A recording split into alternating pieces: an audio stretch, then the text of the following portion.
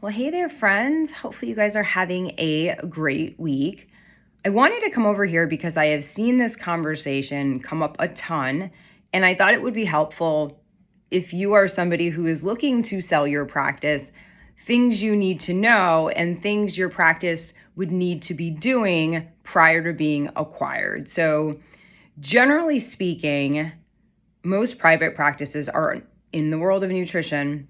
Unless there are a handful of highly profitable employees, most private practices are not worth a ton.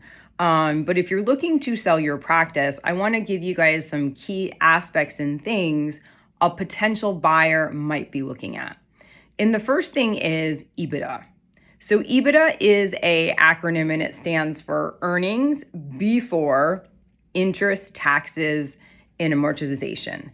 And so with that being said, EBITDA shows us the true operating efficiency of your practice.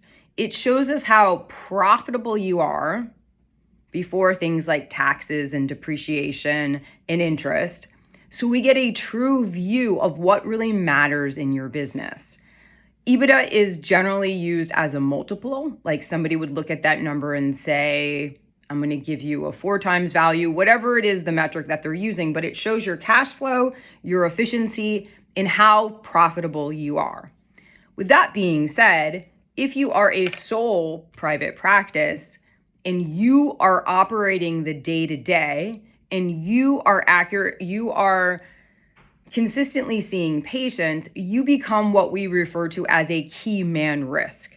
Because if you are running the business as well as being in the business, if we want to sell that business, a high level of that potential revenue is depending upon you, right? So if we move you out of that equation, we will get a better snapshot of how truly profitable that potential practice would be. So if you're somebody who is looking long-term to sell your practice, you want to gradually pull yourself out of that. So that means if you're seeing patients, right, and you are the highest percentage of bringing in revenue for your practice, we want to flip-flop that, right? So it's not to say that you can't see patients, but we want to make sure your employees are carrying the bulk of that, as well as you as an operator in the business, right? So if you are doing the billing and you don't have somebody to do that,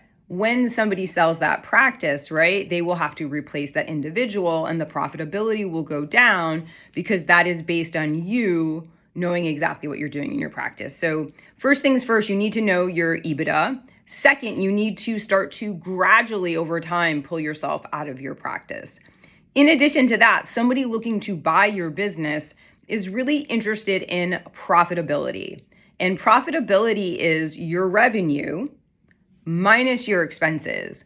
So in the years coming up to the sale of your practice, you want to make sure that you are minimizing your expenses, right? A potential investor or a VC company, they don't want to see you burning all of the money that you're making, right? So you want to be minimizing your expenses and in an effort to not inflate your profit, but show a pretty awesome profit. Like that's what people are interested in buying. They're interested in buying cash flow within the business because then that money can flow either back to the shareholders or whoever is buying your business, or it can be invested back into the business for future growth. So you want to minimize expenses and you want to make sure you're running a tight ship.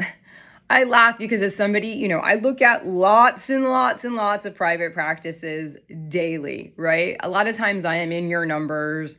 I am on the back end, and the back end of many dietitians' private practices are sloppy. And I don't blame them because we don't go to school to learn, nobody teaches us how to run a profitable private practice. But an investor doesn't want to come in and see a shitstorm on the back end. Like you don't know what you're paying for quarterly taxes. You don't know what your operating budget is. You don't know what your operating expenses are. You don't know what the revenue per employee is, right? So those are things you need to know, because what gets measured gets managed. And somebody coming in, so that's why even when I say before you guys even bring in employees to your practice, you need to like tighten up the back end of the ship, right? You need to button it up as tight as possible, whether it be the financials, the onboarding process, the billing and cadence, the invoice, the accounts receivable, right? Those are all things that are super important. And if you want to sell your practice long term, that would also be important.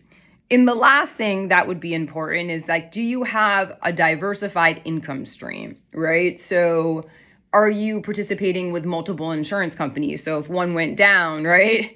Say one of them doesn't pay you for X, Y, and Z, is there a viable stream of income coming in to support that? Are you offering other high profitability services, right? Are you doing metabolism testing? Are you doing any other types of testing that bring in a substantial amount of revenue while minimizing the expenses, right? So not to say that they're pure profit, but they are bringing in profit above and beyond the single stream, which might be your one-on-one patient. So if you're going to sell your practice, these are the things you need to think about, in addition to the team that you might need to hire, right? We're going to need an attorney, we're going to need an accountant, and we're probably going to need a business appraiser who is going to get a percentage, probably anywhere between 5 to 10% of the sale of your practice. So hopefully this helps. Like I said, I see this coming up a ton in the public space, and I want to just be very clear that it's a lot easier said than done. And because you are a key man risk, generally, meaning you are the owner, operator, you are operating the business, you are bringing in a pretty sizable amount of the revenue, you are a risk, unfortunately, to the business, even though you are an asset to yourself right now. If an investor is coming in, like I said, they want to see you probably out of the business, because then they could see the true profitability. So hopefully this helps. This video was a lot longer than I anticipated, but I wanted to clear up a lot of the confusion and questions I see in this space.